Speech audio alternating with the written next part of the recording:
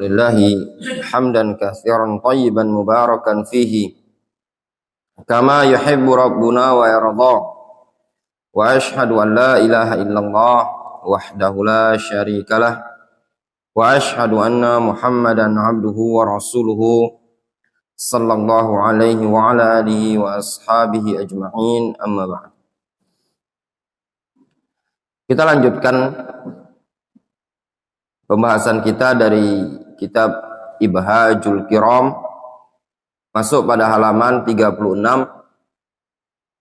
masih pada bab yang berkaitan dengan najisnya air liur anjing.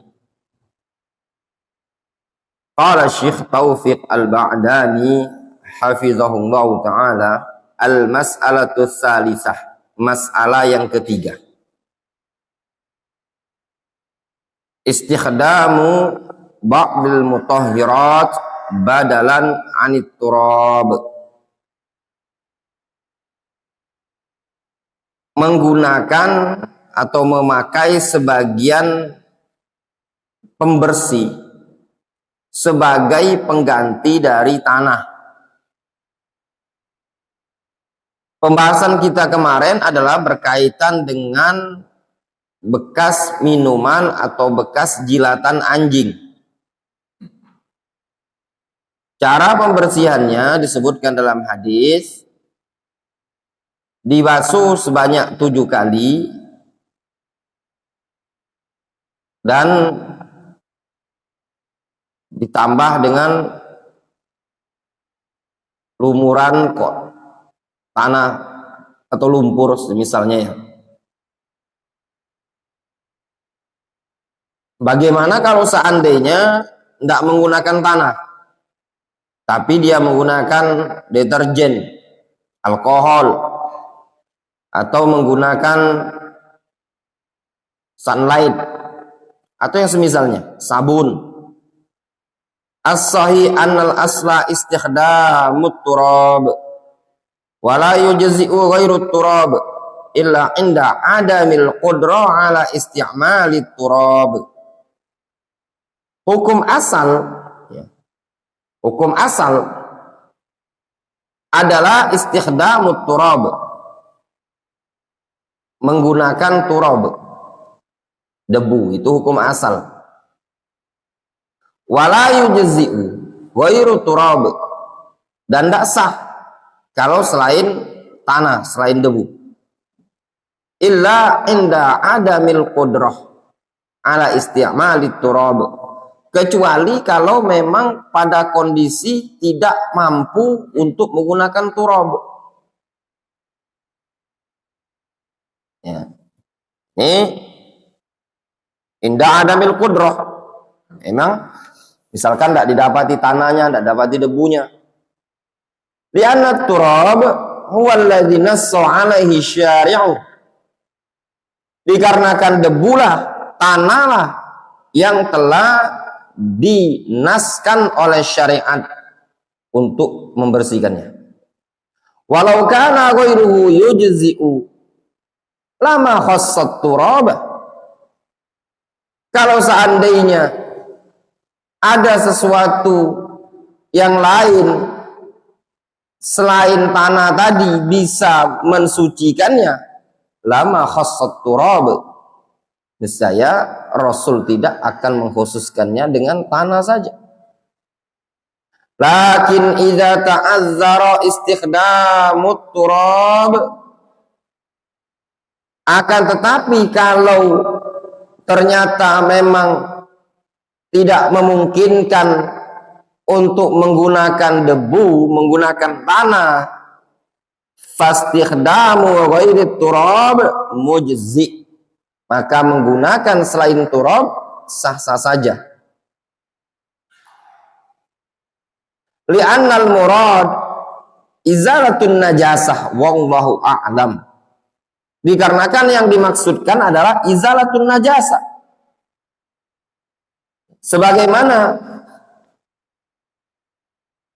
dalam penggunaan air, hukum asal dalam menghilangkan najasa dengan air Namun perkara yang ma'ruf, yang masyhur di kalangan para ulama, kalau seandainya najis tersebut hilang ainuha, zat najis tadi hilang dengan selain air, misalkan dengan cuaca yang panas, dengan angin, maka dianggap suci. Wa ila hadzal jama' zahaba ba'du fuqaha'il Hanabila wa ba'du fuqaha'ish Syafi'iyah. Dan pengkompromian seperti ini adalah pendapat yang dipilih oleh sebagian ahli fikih dari mazhab Hanbali dan sebagian ahli fikih dari mazhab Syafi'iyah. Wa huwa qaulun wasatun baina man mana'ahu mutlaqan wa man ajazahu mutlaqan. Qaul seperti ini adalah qaul yang wasat, yang pertengahan antara pendapat yang melarang secara mutlak dan antara pendapat yang membolehkan secara mutlak. Wallahu a'lam. Ini yang dikuatkan oleh Syekh Taufiq Al-Ba'dani. Beliau mengatakan, kalau memang tidak memungkinkan menggunakan tanah dalam membersihkan jilatan anjing tadi, maka mujzi boleh sah. Kalau memang tidak memungkinkan. Tapi kalau memungkinkan masih bisa digunakan tanah, maka lakukan. Jelas ya? Paham ya? Kemudian kata beliau, al-mas'alatur rabi'ah, masalah yang keempat.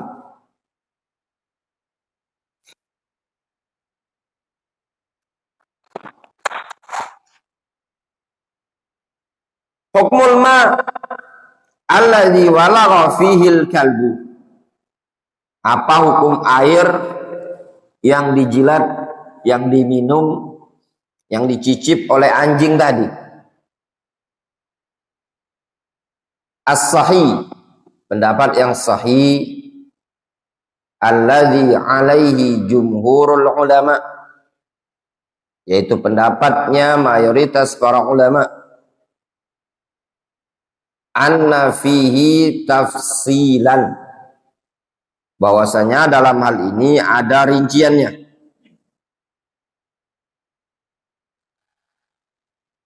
Fa idza kana qalilan, kalau airnya sedikit, fa innahu yanjus mubasyaratan. Kalau jumlah air yang dijilat tadi dikit, maka najis secara langsung. Wa dzalika li amrayn, dengan dua alasan. Awalan, annahu amara bi ghuslil ina. Alasan yang pertama, karena Rasul memerintahkan untuk membersihkan bejana tadi. Li'anna najasa qad wasalat ilaihi, dikarenakan najis telah masuk, telah bercampur ya ke bejana, ke air tadi, ke bejana tadi. Makanya Rasul memerintahkan untuk dibasuh. Famin babi aula ayyakunal ma qad tanajjas. Maka min babi aula, lebih-lebih lagi air sungguh ternajisi. Kenapa? Li'annahu alladzi ikhtalata fihi du'abul kalbi, dikarenakan pada air tersebut telah bercampur air liur anjing. Faham makna walago? Walago itu ada air, kemudian anjing menggerak-gerakkan lidahnya di air tadi ya. Tolong anak-anak tahfidzul Quran ya, di karpet ini dibersihkan, debuan kayaknya. Ini musim panas, banyak debu masuk. Kemudian tanian, alasan yang kedua, annahu qad jaa fi sahih Muslim fi riwayatin falyuriqhu. Alasan yang kedua disebutkan dalam riwayat sahih Muslim dengan lafaz falyuriqhu, hendaklah dibuang, ditumpahkan air tersebut. Waqad ta'ana ba'dul huffaz fi hadhihi ziyadah. Sebagian huffaz, sebagian para ulama ahlul hadis telah mencacati tambahan yang seperti ini. Lakin muqtadha at-taghsil lil ina'i sab'an yufham minhu. Akan tetapi konsekuensi dari pembasuhan sebanyak 7 kali untuk bejana tersebut bisa difahami dari konteks hadis tadi. Annahu yuraq ma fil ina minal ma, bahwasanya ditumpahkan air yang ada dalam bejana tadi, wa iraqatuhu tadullu ala annahu qad sara najisan. Nah, penumpahan air tersebut itu menunjukkan air tersebut ternajisi. Difahami? Nyambung? Anda mau tes dulu lah, nyambung apa enggak nyambungnya tuh Anda mau tes dulu. Air tersebut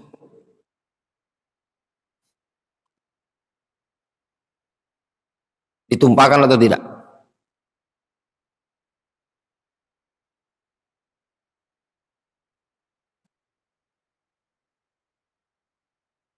Mus'ab.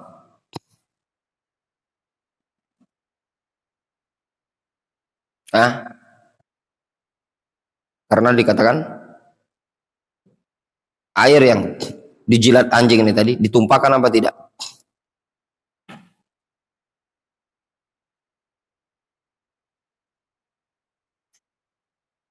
Kita masih pembahasan sedikit. Enggak banyak. Ditumpahkan apa enggak? Ditumpahkan. Apa dalil argumentasi bahwasanya air tersebut ditumpahkan?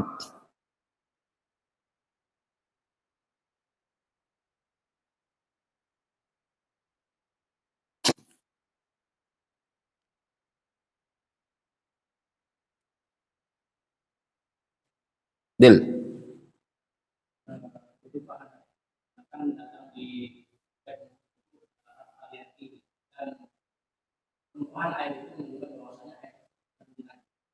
Tapi dhaif hadisnya. Allahu ba'dul huffaz falyuriqhu.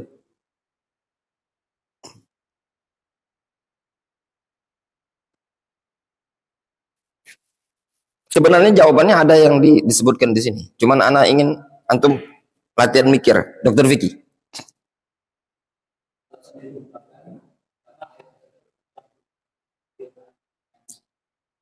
Betul, bercampur. Cuma maksudnya itu apa dalil yang ada indikasi air itu ditumpahkan?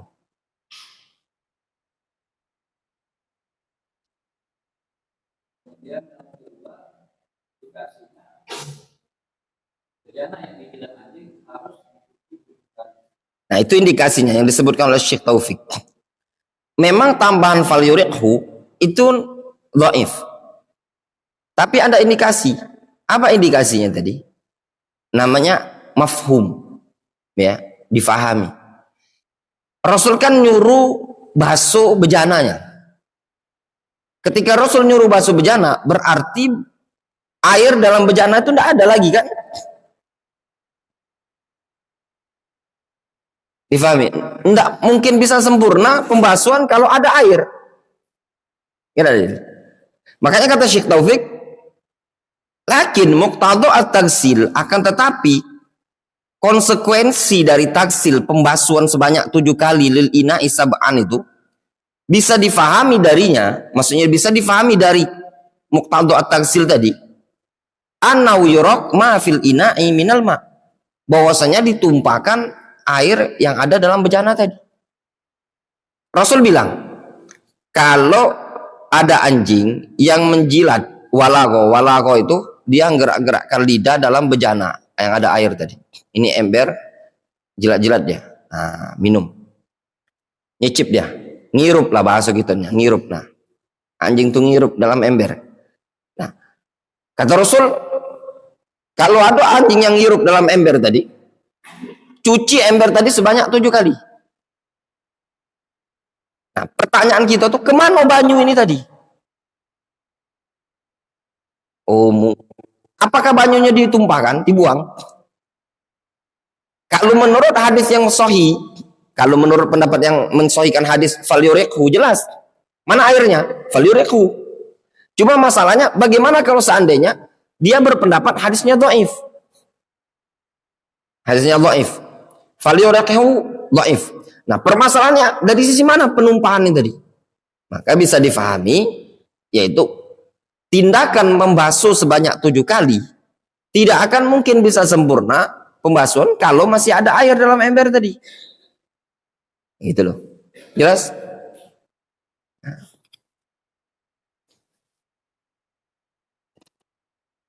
Wa amma idza kana al-ma' katsiran. Adapun kalau air dalam bejana tadi banyak, fala yuhkam binajasatihi.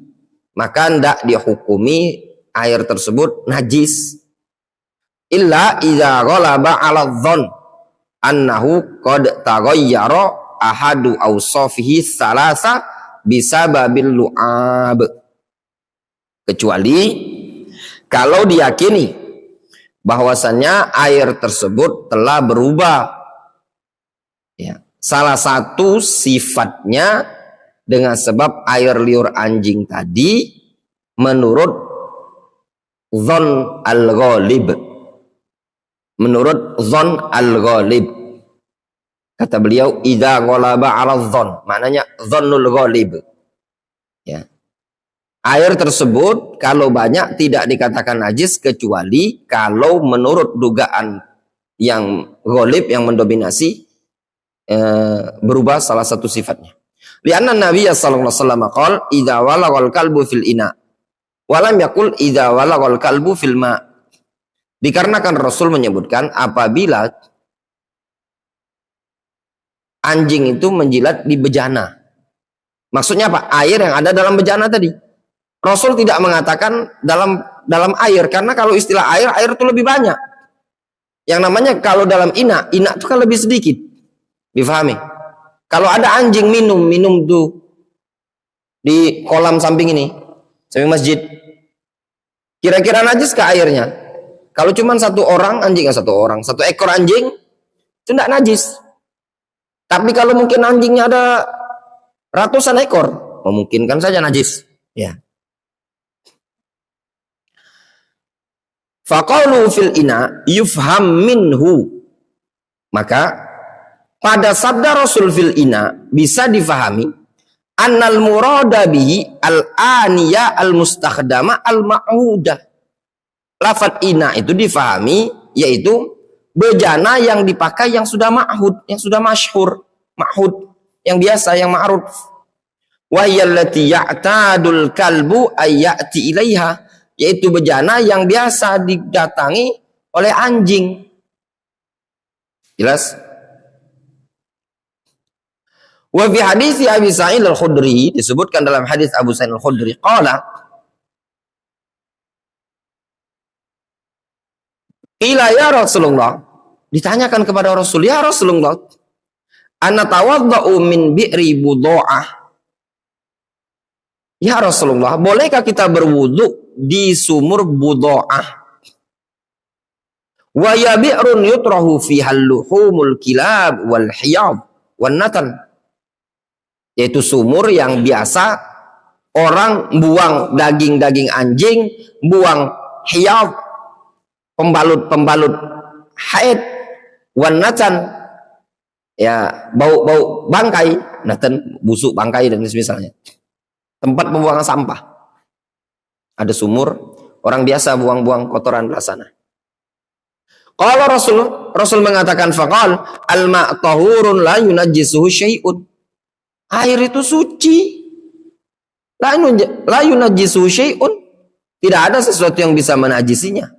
Ai la yadurruhu. Maksudnya air tersebut tidak akan tercemari. Kenapa? Karena banyak. Fa idza kana lahmul kalbi yulqa fi hadzal bi'ri wa la yunajjisul ma.